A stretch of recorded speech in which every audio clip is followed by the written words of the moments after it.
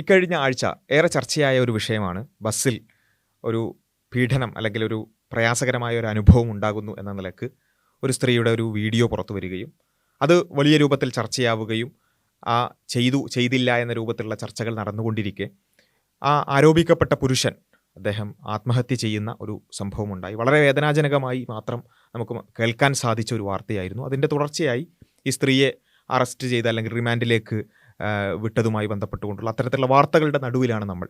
ഈ വിഷയം നടന്നപ്പോൾ സോഷ്യൽ മീഡിയയിൽ രണ്ടു ഭാഗമായി തിരിയുകയും ഈ വിഷയത്തെക്കുറിച്ച് പലതരത്തിലുള്ള നറേറ്റീവുകൾ പുഷ് ചെയ്യപ്പെടുന്ന ഒരവസ്ഥ ഈ ഒരു സമയത്തുണ്ട്. ഇതുമായി ബന്ധപ്പെട്ടുകൊണ്ട് പലപ്പോഴും നമ്മൾ ഏതെങ്കിലും ഒരു പക്ഷത്ത് നിന്നുകൊണ്ട് സംസാരിക്കുമ്പോൾ നമ്മൾ മിസ്സായി പോകുന്ന ചില കാര്യങ്ങളുണ്ട് എന്ന് തോന്നിയതുകൊണ്ട് അത് നിർബന്ധമായും നമ്മുടെയൊക്കെ ഒരു ശ്രദ്ധയിലേക്ക് വരണം എന്ന് തോന്നിയതുകൊണ്ടാണ് ഇവിടെ ഈ ഒരു വിഷയം സംസാരിക്കുന്നത്. ഒന്നാമത്തെ ഒരു കാര്യം, ഇത്തരമൊരു സംഭവമുണ്ടായി, അതൊരു ആത്മഹത്യയിലേക്ക് വരെ നയിച്ചു. അതുകൊണ്ട് തന്നെ ഇനി ഇങ്ങോട്ട് ഇത്തരത്തിലുള്ള കളികൾ വേണ്ട. സ്ത്രീകൾ കയറുന്ന ബസ്സിലേക്ക് ഞാനില്ല, അല്ലെങ്കിൽ സ്ത്രീകൾക്ക് വേറെ ബസ് വേണം, അതേപോലെ തന്നെ ബാരിക്കേഡ് വേണം, റീലെടുക്കുന്ന സ്ത്രീകൾ ഇനി ഇങ്ങോട്ട് കയറേണ്ടതില്ല എന്ന ബോർഡ് വെക്കുന്നു. ഇങ്ങനെയുള്ള പല പല തരത്തിലുള്ള പ്രതികരണങ്ങൾ സ്വാഭാവികമായും ഒരു പ്രധാനപ്പെട്ട ഒരു സെൻസിറ്റീവായ ഒരു വിഷയം ഉണ്ടാകുമ്പോൾ സമൂഹത്തിൽ നിന്ന് വരുന്ന ചില എക്സ്ട്രീമായ പ്രതികരണങ്ങളുടെ ഭാഗമായി തന്നെ നമുക്കത് മനസ്സിലാക്കാമെങ്കിലും അതിനെ വേറെ രൂപത്തിലേക്ക് അതിനെ കൊണ്ടുപോകുന്നു, അതിൻ്റെ ഒരു ചർച്ചയുടെ ഒരു ഡയറക്ഷൻ കൊണ്ടുപോകുന്നു എന്നുള്ളത് നമ്മൾ മനസ്സിലാക്കുന്നു. ഇവിടെ പലപ്പോഴും ആ ഒരു ചർച്ചയുടെ ഒരു ഡയറക്ഷൻ പോകുന്നത് എന്താണെന്ന് ചോദിച്ചാൽ, പുരുഷന്മാർക്ക് ഇനി നേരെ ചൊവ്വെ ജീവിക്കാൻ പറ്റാത്തൊരു സാഹചര്യം ഈ സമൂഹത്തിൽ ഉണ്ടായിക്കൊണ്ടിരിക്കുന്നു.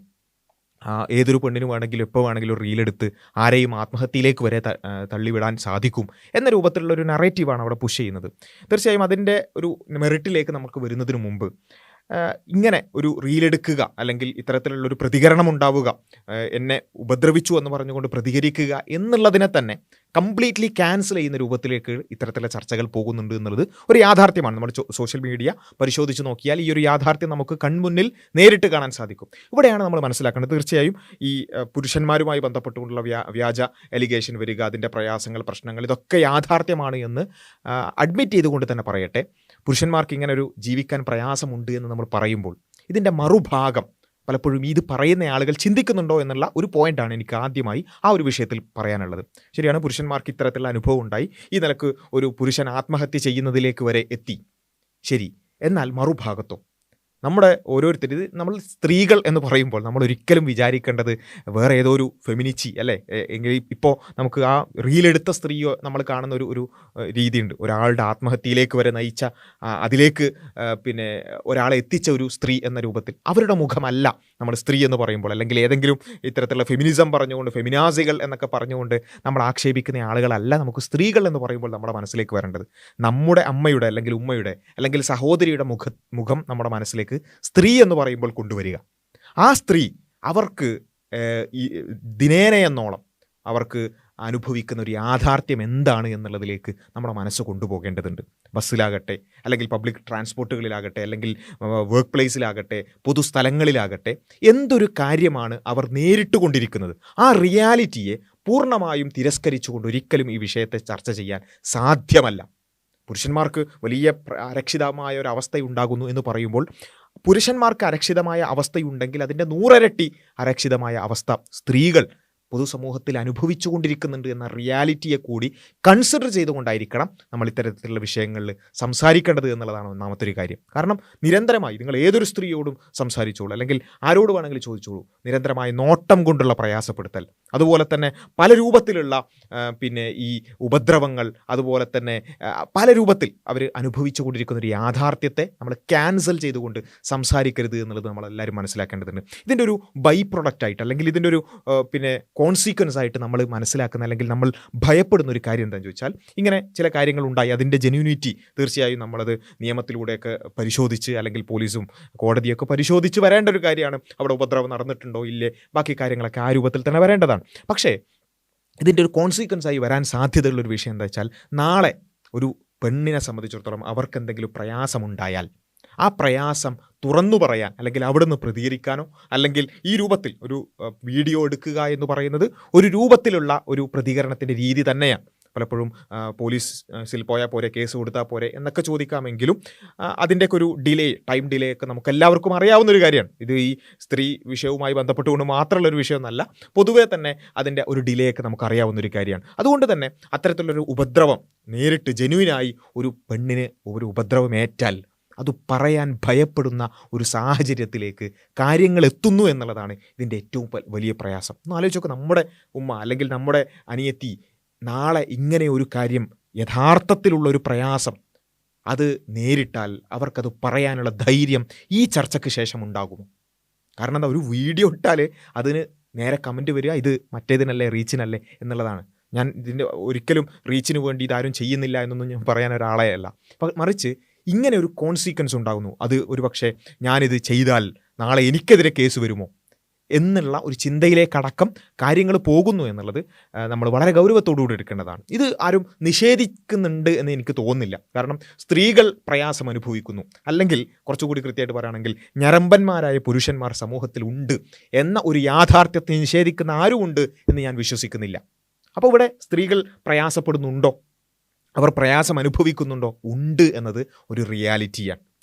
ആ റിയാലിറ്റിയെ കൺസിഡർ ചെയ്തുകൊണ്ടായിരിക്കണം ഞാൻ പറയുന്നത്. ഇതിനർത്ഥം മറ്റേ സൈഡ് മൊത്തം ക്യാൻസൽ ചെയ്യണം എന്നല്ല, ഞാൻ അതിലേക്ക് വരാം. പക്ഷേ ഇതൊരു റിയാലിറ്റിയാണ് എന്ന് അക്സെപ്റ്റ് ചെയ്യുക എന്നുള്ളതും, അതിന് പരിഹാരം ഇത് തന്നെയാണോ അല്ലെങ്കിൽ വേറെ ഏതാണോ, ആ ചർച്ചകളൊക്കെ നമുക്ക് ആകാവുന്നതാണ്. പക്ഷേ ഇത് ക്യാൻസൽ ചെയ്യരുത്. ഇതാണ് ഒന്നാമത്തെ ഒരു പാർട്ട്. രണ്ടാമത്തെ പാർട്ട് നേരെ ഓപ്പോസിറ്റ് സംഭവിക്കുന്ന ഒരു കാര്യം.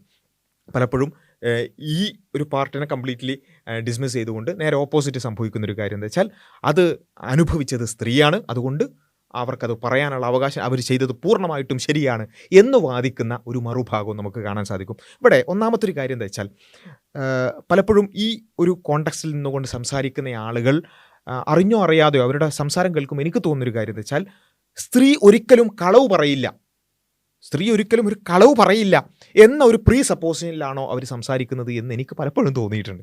കാരണം ഈ വീഡിയോ ആകട്ടെ അതിൻ്റെ ജെന്യുവിനിറ്റിയെക്കുറിച്ച് ഞാൻ സംസാരിക്കുന്നില്ല, പക്ഷേ അത് അനുഭവിച്ചത് അവളാണ്, അതുകൊണ്ട് അവർക്കത് പറയാനുള്ള അവകാശമുണ്ട് എന്നുള്ളതാണ്. അനുഭവിച്ചോ ഇല്ലേ എന്നുള്ളതാണ് ഇവിടെ വിഷയം. അവിടെ ഒരു സ്ത്രീയെ സംബന്ധിച്ചിടത്തോളം അവർ അനുഭവിക്കാത്ത ഒരു കാര്യം കളവ് പറയാൻ സാധ്യതയുണ്ടോ ഇല്ലേ?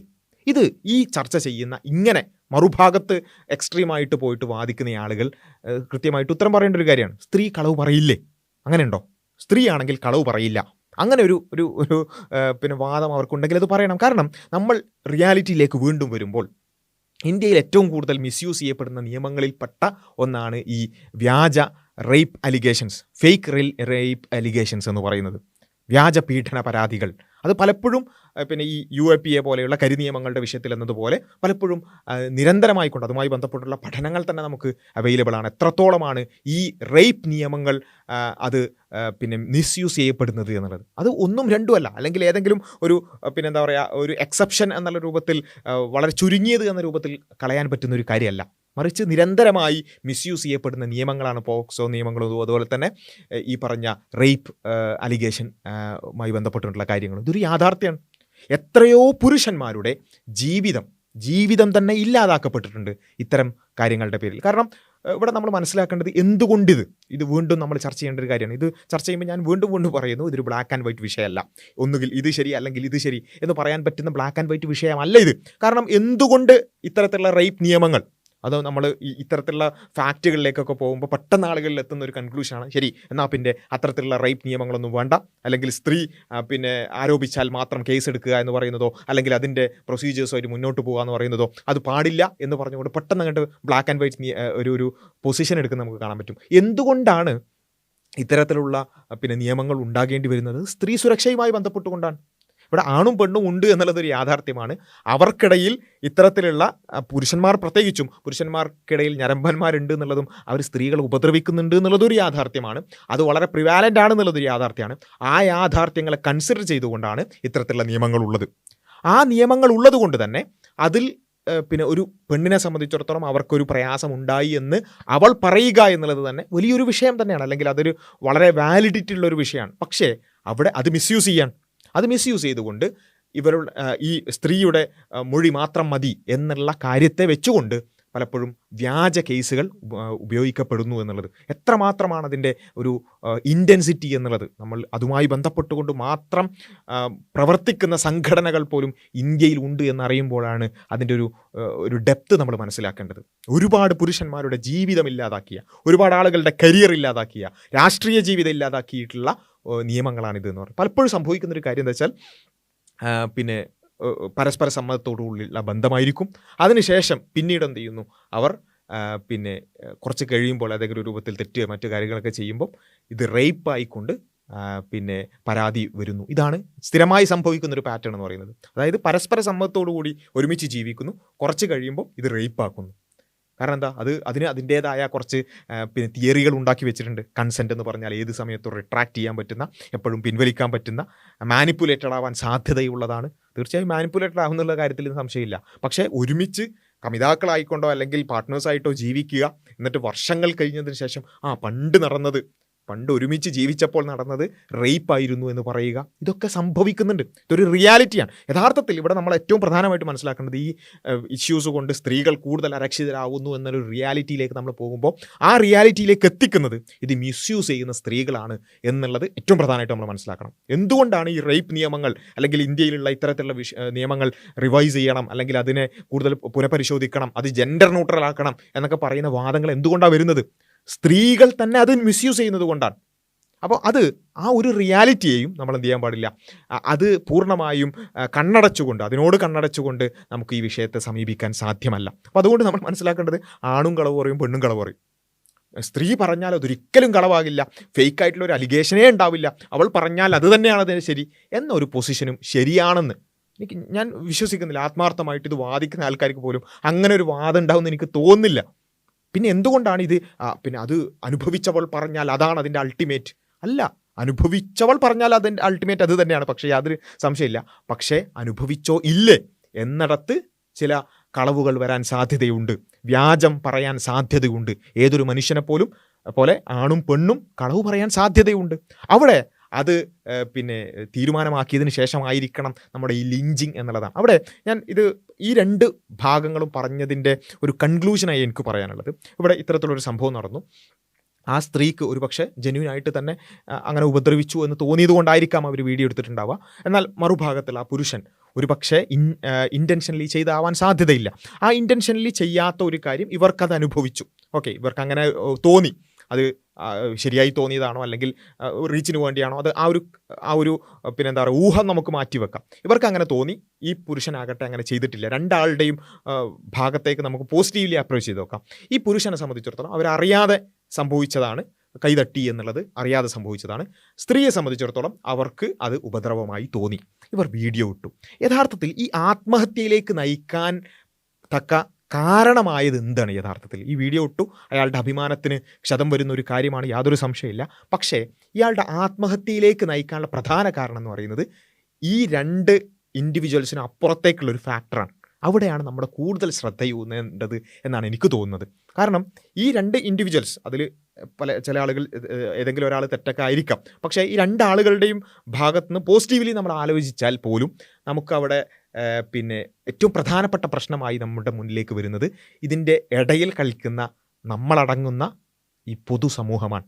ഇങ്ങനൊരു സംഭവം വരുമ്പോഴേക്ക് ആദ്യം എന്താ സംഭവിച്ചത്? ഇപ്പം നേരെ റിവേഴ്സാണ്.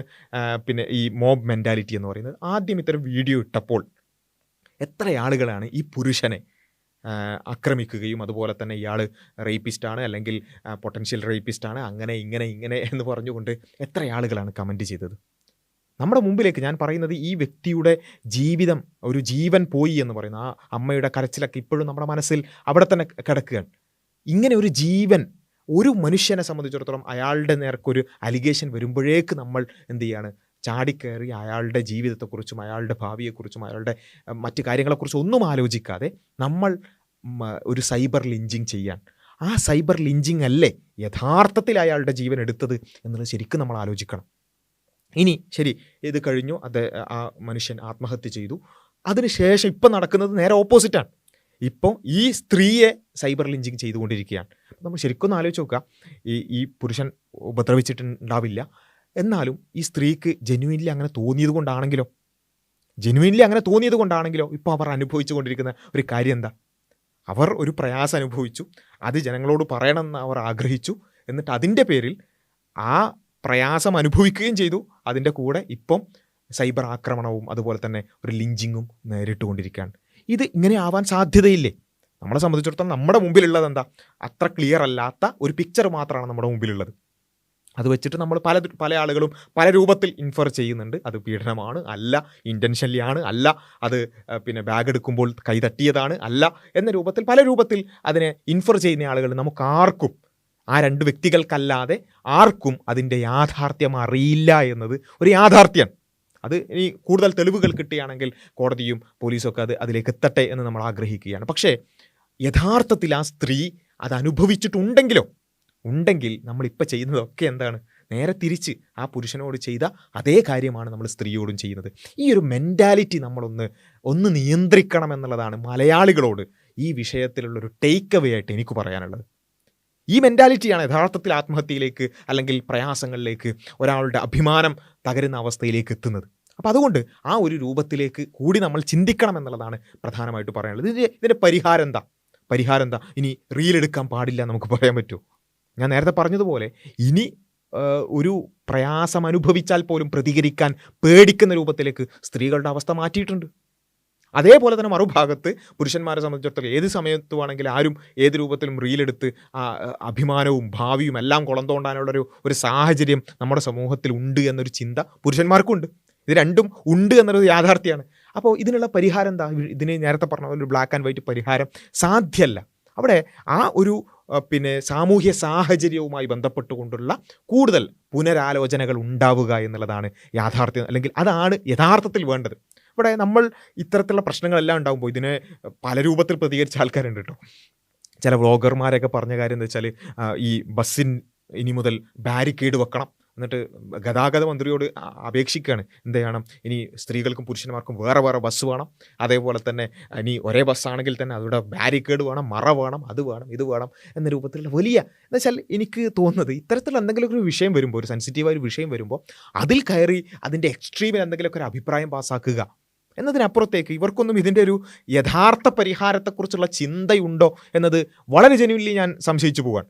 യഥാർത്ഥ പരിഹാരം ഇതൊരു ഇഷ്യൂ ആണല്ലോ. ഇതിപ്പോൾ ഇന്ന് ഇങ്ങനൊരു സംഭവം ഉണ്ടായി, ഇതിൻ്റെ മുമ്പും ഒരുപാട് ഇത്തരത്തിലുള്ള ഇഷ്യൂസ് ഉണ്ടായിട്ടുണ്ട്, ഇനിയും ഇഷ്യൂസ് ഉണ്ടാവും. അതിനൊക്കെ ഒരു യഥാർത്ഥത്തിലുള്ളൊരു പരിഹാരത്തിനുള്ള, അല്ലെങ്കിൽ പൂർണ്ണമായ പരിഹാരമായില്ല എന്നുണ്ടെങ്കിലും അത്തരം ഒരു സാമൂഹ്യ സാഹചര്യമെങ്കിലും സൃഷ്ടിക്കണമെന്ന് വളരെ ജെന്യുവൻലി ആഗ്രഹിച്ചുകൊണ്ടാണോ ഇത്തരം അഭിപ്രായങ്ങൾ പറയുന്നത്? എനിക്ക് നല്ല സംശയമുണ്ട്. കാരണം ഇത് പ്രാവർത്തികമാകുന്നുണ്ട് ഇവർക്ക് തോന്നുന്നുണ്ടോ? സ്ത്രീകൾക്കും പുരുഷന്മാർക്കും നാളെ മുതൽ കേരളത്തിൽ 2 ബസ് അല്ലെങ്കിൽ വെവ്വേറെ ബസ് പ്രാവർത്തികമാകും തോന്നുന്നു. ആയിക്കോട്ടെ, പ്രാവർത്തികമാക്കിയാൽ തന്നെ ഈ ആളുകൾ അത് അനുവദിക്കും തോന്നുന്നുണ്ടോ?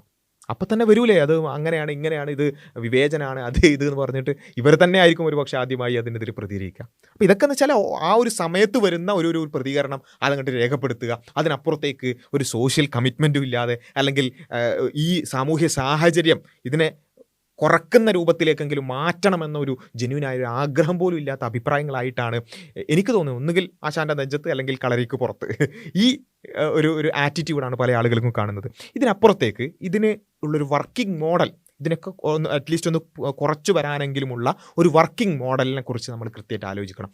ആ ആലോചനയിൽ എനിക്ക് പ്രധാനമായിട്ടും പറയാനുള്ളത് 6 പോയിന്റുകളാണ്. ഇത് നമ്മൾ അംഗീകരിച്ചാലും ഇല്ലെങ്കിൽ ഇതൊരു യാഥാർത്ഥ്യമാണ്.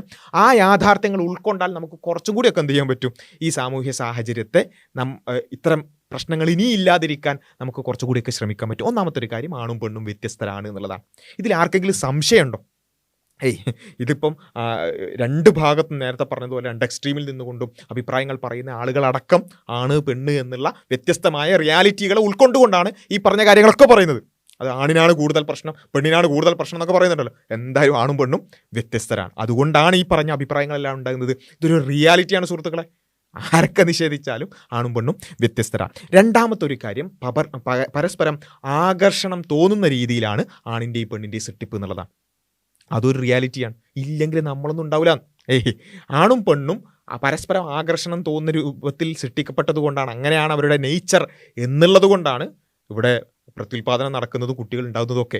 ഇല്ലെങ്കിൽ ഇതൊന്നും സംഭവിക്കില്ലല്ലോ. അപ്പോൾ പരസ്പരം ആകർഷണം തോന്നുക എന്നതൊരു റിയാലിറ്റിയാണ്, ഒരു ബയോളജിക്കൽ റിയാലിറ്റിയാണ്. ഇനി അതിൻ്റെ കൂടെ നമ്മൾ മനസ്സിലാക്കേണ്ടത്, ഇത് ആർക്കെങ്കിലും സംശയം ഉണ്ടെങ്കിൽ അല്ലെങ്കിൽ ഇത് നിഷേധിക്കുന്നവരുണ്ടെന്നുണ്ടെങ്കിൽ അവർ ബയോളജി പഠിക്കട്ടെ എന്ന് എനിക്ക് പറയാനുള്ളൂ. അതിൽ മൂന്നാമത്തെ ഒരു കാര്യം, പരസ്പരം ആകർഷണം തോന്നുമെന്ന് മാത്രമല്ല, പുരുഷന് സ്പർശനത്തിലൂടെയും നോട്ടത്തിലൂടെയും ലൈംഗിക ആസ്വാദനം പെണ്ണിനേക്കാൾ എളുപ്പത്തിൽ കിട്ടും എന്നുള്ളതും ബയോളജിയാണ്.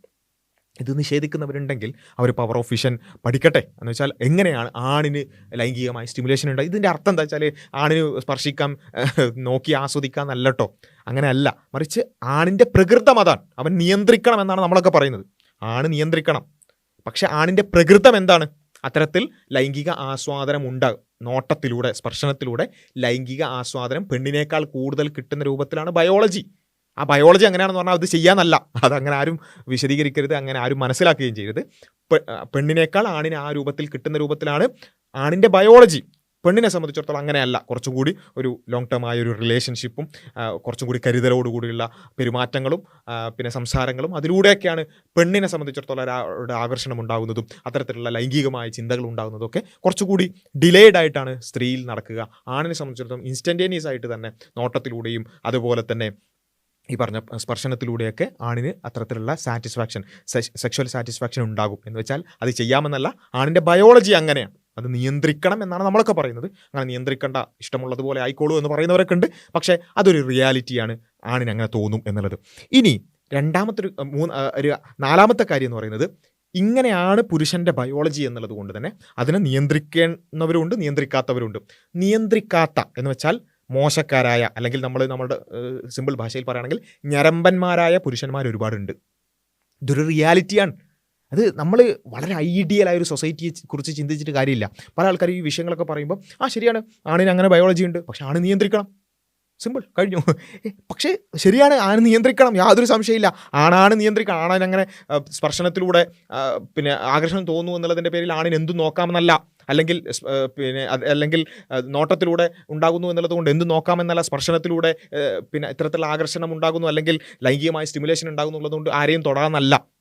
അത് തുടരുത്, നോക്കരുത് എന്നുള്ള ധാർമ്മികമായ അധ്യാപനങ്ങളാണ് ഏറ്റവും പ്രധാനമായിട്ടും വേണ്ടത്. ആണിനെ പഠിപ്പിക്കണം, യാതൊരു സംശയമില്ല. എന്ന് വെച്ച് അങ്ങനെ പഠിപ്പിക്കപ്പെടുന്നു എന്നുള്ളത് കൊണ്ട് എല്ലാ പുരുഷന്മാരും മാലാഖമാരെ പോലെ യാതൊരു പ്രയാസവും ഇല്ല, അല്ലെങ്കിൽ യാതൊരു തെറ്റായ ചിന്തകളും ഇല്ലാതെ ഇങ്ങനെ നടക്കും എന്ന പ്രതീക്ഷ ഒരു ഉട്ടോപ്പിയാണ്. സമൂഹത്തിൽ ഞരമ്പന്മാരായ പുരുഷന്മാരുണ്ട്. It's a reality. ഇതാരും ന്യായീകരിക്കല്ല, ഇറ്റ്സ് എ റിയാലിറ്റി. ആ റിയാലിറ്റിയെ കൺസിഡർ ചെയ്യാതെ ഉട്ടോപ്യ മുന്നിൽ കണ്ടുകൊണ്ട് നമുക്കൊരു സോഷ്യൽ ആയിട്ടുള്ളൊരു വർക്കിംഗ് സിസ്റ്റം നമുക്ക് ഉണ്ടാക്കാൻ പറ്റില്ല. ഞരമ്പന്മാരായ പുരുഷന്മാർ സൊസൈറ്റിയിലുണ്ട്, ഇതൊരു യാഥാർത്ഥ്യമാണ്. സ്ത്രീകളെ ഉപദ്രവിക്കുന്ന, സ്ത്രീകളെ അനാവശ്യമായി നോക്കുന്ന, അവരെ കമൻ്റ് അടിക്കുന്ന, അവരെ അനാവശ്യമായി സ്പർശിക്കുന്ന പുരുഷന്മാർ സൊസൈറ്റിയിലുണ്ട്. ഇതൊരു യാഥാർത്ഥ്യമാണ്. ഇത് നമ്മൾ അക്സെപ്റ്റ് ചെയ്യുക എന്നുള്ളത് വളരെ പ്രധാനപ്പെട്ട ഒരു കാര്യമാണ്. ഇവിടെയാണ് നമ്മൾ സൊസൈറ്റിയിലേക്ക് വരുമ്പോൾ ഇങ്ങനെ ഞരമ്പന്മാരായ പുരുഷന്മാർ അല്ലെങ്കിൽ ഇത്തരത്തിൽ മിസ്യൂസ് ചെയ്യുന്ന പുരുഷന്മാർ ഉണ്ട് എന്നുള്ളത് കൊണ്ട് തന്നെ അവരിൽ നിന്നും സ്ത്രീകളെ സംരക്ഷിക്കാൻ പ്രത്യേക നിയമങ്ങൾ ആവശ്യമാണ്. അതുകൊണ്ടാണ് റേപ്പ് നിയമങ്ങൾ ജെൻഡർ ന്യൂട്രൽ അല്ലാത്തത്. നമ്മൾ ഇക്വാളിറ്റി ഒക്കെ പറഞ്ഞ് ആണും പെണ്ണിനും ഒരേ നിയമം എന്നൊക്കെ പറയാൻ വളരെ എളുപ്പമാണ്. പക്ഷെ അങ്ങനെയല്ല. ആണും പെണ്ണും വ്യത്യസ്തരായതുകൊണ്ട് തന്നെ ആണിന് ഇത്തരത്തിലുള്ള ടെൻഡൻസികൾ കുറച്ച് കൂടുതലായതുകൊണ്ടും ആണിൻ്റെ മസിൽ സ്ട്രെങ്ത്തും മറ്റു കാര്യങ്ങളൊക്കെ കുറച്ച് കൂടുതലായതുകൊണ്ട് തന്നെ ആണ് പെണ്ണിനെ ഉപദ്രവിക്കാൻ സാധ്യത കൂടുതലായതുകൊണ്ട് ഈ ആണിൽ നിന്നും പെണ്ണിനെ സംരക്ഷിക്കാൻ കുറച്ച് എക്സ്ട്രാ നിയമങ്ങൾ, കുറച്ച് എക്സ്ട്രാ പ്രിവിലേജ് സ്ത്രീക്ക് കൊടുക്കുന്ന രൂപത്തിലുള്ള നിയമങ്ങളും അത്യാവശ്യമാണ്. ഇല്ലെങ്കിൽ എന്താ സംഭവിക്കാന്ന് ചോദിച്ചാൽ ആണിനും പെണ്ണിനും ഒരേ റേപ്പ് നിയമങ്ങളാണെങ്കിൽ, അല്ലെങ്കിൽ പീഡനവുമായി ബന്ധപ്പെട്ടുകൊണ്ട് ഒരേ സ്റ്റാറ്റസിൽ ആണിനും പെണ്ണിനെയും കാണുന്നത് ഉണ്ടെങ്കിൽ ഇവിടെ എന്ത് സംഭവിക്കും? ഈ പറഞ്ഞ പോലെ നേരെ തിരിച്ചും ആണുങ്ങൾ തിരിച്ചും പീഡന പരാതികൾ പെണ്ണിനെതിരെ കൊടുക്കും, അങ്ങോട്ടും ഇങ്ങോട്ടും കൊടുത്ത് ഇപ്പോൾ പല വിഷയങ്ങൾ നടക്കുന്നത് പോലെ അത് സ്ത്രീകൾ കൂടുതൽ അരക്ഷിതമായ അവസ്ഥയിലേക്ക് എത്തുന്ന രൂപത്തിലേക്ക് ഈ നിയമങ്ങൾ എത്തും. അതുകൊണ്ടാണ് ആ നിയമങ്ങളിൽ ഇത്തരത്തിലുള്ള വ്യത്യാസങ്ങളുള്ളത്. ഇനി ഇതൊരു റിയാലിറ്റിയാണ് എന്ന് അക്സെപ്റ്റ് ചെയ്തുകൊണ്ടാണ് ഇത്തരം നിയമങ്ങൾ, മനസ്സിലായല്ലോ. എങ്കിൽ അടുത്ത ഒരു ആറാമത്തെ ഏറ്റവും പ്രധാനപ്പെട്ട ഒരു പോയിന്റ്, ഈ നിയമങ്ങൾ സ്ത്രീകളെ സംരക്ഷിക്കാൻ ഉപയോഗിച്ചുകൊണ്ട് സ്ത്രീകൾക്ക് എക്സ്ട്രാ പ്രിവിലേജ് കൊടുത്തിട്ടുള്ളതാണ്. ആ എക്സ്ട്രാ പ്രിവിലേജുകൾ ദുരുപയോഗം ചെയ്യുന്ന സ്ത്രീകളും ഉണ്ട്. ഇതും ഒരു റിയാലിറ്റിയാണ്. എക്സ്ട്രാ പ്രിവിലേജ് ദുരുപയോഗം ചെയ്യുന്ന സ്ത്രീകളും എമ്പാടുമുണ്ട്. അതാണ് നമ്മുടെ നാട്ടിൽ കാണുന്ന ഈ വ്യാജ റേപ്പ് അലിഗേഷൻസ്. ഒരുമിച്ച് പിന്നെ കമിതാക്കളായി ജീവിക്കുക, കുറച്ച് കഴിയുമ്പോൾ റേപ്പാണെന്ന് പറയുക, അല്ലേ? അങ്ങനെ പല രൂപത്തിലുള്ള, അതേപോലെ തന്നെ അനാവശ്യമായ രൂപത്തിൽ ഇത്തരം കാര്യങ്ങൾ ദുരുപയോഗം ചെയ്യുക. റീച്ചിന് വേണ്ടി, ഇത് ചില ആൾക്കാർ റീച്ചിന് വേണ്ടി അങ്ങനെ ആരെങ്കിലും ചെയ്യുമോ? റീച്ചിന് വേണ്ടി ചെയ്യും, റീച്ചിന് വേണ്ടി ചെയ്യും. അത് ഇവിടെ നമ്മൾ മനസ്സിലാക്കുക, സ്ത്രീ ഒരിക്കലും ഒരു തെറ്റും ചെയ്യാത്ത ആളാണ് എന്നൊരു പ്രീ സപ്പോസിഷൻ ശരിയല്ല. റീച്ചിന് വേണ്ടി ചെയ്യും. കാരണം എന്താ, ഇത്തരത്തിലുള്ള വിഷയം ഉണ്ടായാൽ അത് പിന്നെ അവർ ശ്രദ്ധിക്കപ്പെടാനും, അത് പല ആളുകളും പല രൂപത്തിലാണല്ലോ ശ്രദ്ധിക്കപ്പെടാൻ പല കാര്യങ്ങളും ചെയ്യുക. റീച്ചിന് വേണ്ടി ചെയ്യുന്ന ആളുകളുണ്ട്, റീച്ചിന് വേണ്ടി പല തോന്നിയാസങ്ങളും ചെയ്യുന്ന ആളുകൾ ഉണ്ട് എന്നുള്ളതൊരു യാഥാർത്ഥ്യമായിരിക്കെ ഈ വിഷയവും ചെയ്യുന്ന ആളുകളുണ്ടാകും. അപ്പോൾ അത് ഒരിക്കലും സംഭവിക്കില്ല, സ്ത്രീകളുടെ ഭാഗത്തു നിന്ന് ഒരിക്കലും ഒരു പ്രശ്നവും സംഭവിക്കില്ല എന്ന പ്രീസപ്പോസിഷന് ശരിയല്ല. പുരുഷന്മാർ ഒരിക്കലും ഉപദ്രവിക്കൂല എന്നുള്ള, അല്ലെങ്കിൽ അത്തരത്തിലുള്ള ഒരു എക്സ്ട്രാ പ്രിവിലേജ് സ്ത്രീകൾക്ക് കൊടുക്കുന്ന നിയമങ്ങൾ വേണ്ട എന്ന ഭാഗവും ശരിയല്ല എന്നുള്ളതാണ് അതിൻ്റെ ഒരു മധ്യമ നിലപാട് എന്നുള്ളതാണ് ഞാൻ മനസ്സിലാക്കുന്നത്. അപ്പോൾ ആ രൂപത്തിൽ ഇങ്ങനെ ദുരുപയോഗം ചെയ്യുന്ന സ്ത്രീകൾ, അല്ലെങ്കിൽ റീച്ചിന് വേണ്ടിയോ മറ്റ് എന്തെങ്കിലും ഒരു കാരണങ്ങൾക്ക് വേണ്ടി അതിനെ ദുരുപയോഗം ചെയ്യുന്ന ആളുകൾ ഉണ്ട് എന്നുള്ളതൊരു യാഥാർത്ഥ്യമാണ്. ഇവിടെയാണ് ഈ ഒരു ഇരുതല മൂർച്ചയുള്ള വിഷയത്തെ കുറച്ചുകൂടി അവധാനതയോടുകൂടി നമ്മൾ കാണുകയും, ഇത് സംഭവിക്കാതെ, അല്ലെങ്കിൽ ഇതിന് സംഭവിക്കാനുള്ള റെസിസ്റ്റൻസ് കൂട്ടുന്ന ഒരു സാമൂഹ്യ സാഹചര്യമാണ് ഉണ്ടാവേണ്ടത്. സ്ത്രീയും പുരുഷനും വ്യത്യസ്തരാണെന്നുള്ളതും, അവർക്ക് ആകർഷണം തോന്നുന്നുള്ളതും, പുരുഷന് കൂടുതൽ ആകർഷണം തോന്നാനുള്ള ബയോളജി ഉണ്ടെന്നുള്ളതും, അത് ദുരുപയോഗം ചെയ്യാൻ സാധ്യത ഉണ്ടെന്നുള്ളതും ഒക്കെ ഒരു റിയാലിറ്റി ആയതുകൊണ്ട് തന്നെ ഇവിടെ ഇത്തരം ഒരു അവസ്ഥയിലേക്ക് എത്താതിരിക്കാനുള്ള ഒരു റെസിസ്റ്റൻസ്, അല്ലെങ്കിൽ അത്തരത്തിൽ ഒരു സാധ്യത പരമാവധി കുറക്കുന്ന ഒരു സാമൂഹ്യ സാഹചര്യമാണ് അവിടെ വേണ്ടത്. ആ സാമൂഹ്യ സാഹചര്യത്തിന് വേണ്ടിയാണ് പലപ്പോഴും നമ്മൾ സംസാരിക്കുമ്പോൾ, കണ്ടോ, ഈ പറഞ്ഞ വിഷയങ്ങളെല്ലാവർക്കും അറിയാം, ഇതൊക്കെ ഉണ്ട് എന്നുള്ളത് എല്ലാവർക്കും ഏകദേശം ഉറപ്പായിട്ടും അറിയുന്നൊരു കാര്യമാണ്. എന്നാലും അതിന് റെസിസ്റ്റൻസ് ഉണ്ടാക്കുന്ന രൂപത്തിൽ എന്തെങ്കിലും കാര്യം പറയുമ്പോൾ, കണ്ടോ, അത് പഴഞ്ചൻ, അല്ലെങ്കിൽ അത് പ്രശ്നമാണ്, അതൊരിക്കലും ഞങ്ങൾ എടുക്കൂല എന്നുള്ളതാണ്.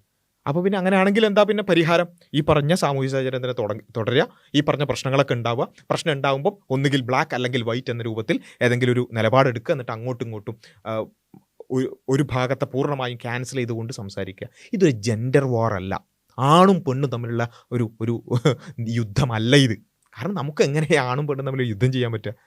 ഒന്നുകിൽ നമ്മുടെ അച്ഛനോട് അല്ലെങ്കിൽ അമ്മയോട് ആണ് നമ്മൾ യുദ്ധം ചെയ്യുന്നത്. അത് ആലോചിച്ചാൽ മതി. ഞാൻ നേരത്തെ പറഞ്ഞല്ലോ, പെണ്ണ് എന്ന് പറയുമ്പോൾ ഈ പറഞ്ഞ ആളുകളുടെ മുഖമല്ല നമ്മുടെ മനസ്സിൽ വരേണ്ടത് എന്നുള്ളത് പോലെ, ആണെന്ന് പറയുമ്പോൾ ഏതെങ്കിലും ഈ പറഞ്ഞ പിന്നെ ബസ്സിലോ അല്ലെങ്കിൽ കാറിലോ നമ്മളെ ഉപദ്രവിക്കുന്ന ഈ ഞരമ്പന്മാരുടെ മുഖമല്ല നമ്മുടെ മുമ്പിലേക്ക് വരേണ്ടത്. ആണെന്ന് പറയുമ്പോൾ നമ്മുടെ ഉപ്പയുടെ, അല്ലെങ്കിൽ നമ്മുടെ അച്ഛൻ്റെ, നമ്മുടെ ആങ്ങളയുടെ മുഖം നമ്മുടെ മനസ്സിലേക്ക് വരണം. അപ്പോൾ ഇതൊരു യുദ്ധമല്ല, ആണും പെണ്ണും തമ്മിലുള്ള യുദ്ധമല്ല, മറിച്ച് ഇത് ഒരു റിയാലിറ്റിയാണ്. ഇത്തരത്തിലുള്ള പ്രശ്നങ്ങൾ ഉണ്ട് എന്നുള്ളത് അതത്ര ബ്ലാക്ക് ആൻഡ് വൈറ്റ് അല്ല, കുറച്ച് ഗ്രേ ഏരിയാസ് ഇതിനുണ്ട് എന്ന റിയാലിറ്റി മനസ്സിലാക്കുമ്പോഴാണ് അത് പരമാവധി ഒഴിവാക്കാനുള്ള സാമൂഹ്യ സാഹചര്യം എന്താണ്. അതിൽ പലപ്പോഴും ഏറ്റവും പ്രധാനമായിട്ട് വേണ്ടതാണ് അത്യാവശ്യ ഘട്ടങ്ങളിലല്ലാത്ത സ്ഥലങ്ങളിൽ സ്ത്രീകൾക്കും പുരുഷന്മാർക്കും ഒരു സെഗ്രിഗേഷൻ ഉണ്ടാവുക എന്നുള്ളത്. അതൊരു ഒരു റീസണബിൾ ആയിട്ടുള്ള സെഗ്രിഗേഷൻ.